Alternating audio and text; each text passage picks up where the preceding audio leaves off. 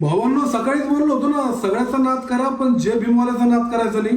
तो नाशिकचा जातीवादी कुत्रा, त्याला चोपण दिलाय आणि पोलिसांनी त्याला आतमध्ये पण टाकलाय. काय बोलला होता तो? महार मान चंभार यांच्या सावलीला बसू नका, यांना पाणी देऊ नका. ह्या लोकांमुळे प्रभू रामाची प्रतिमा मलिन होत आहे.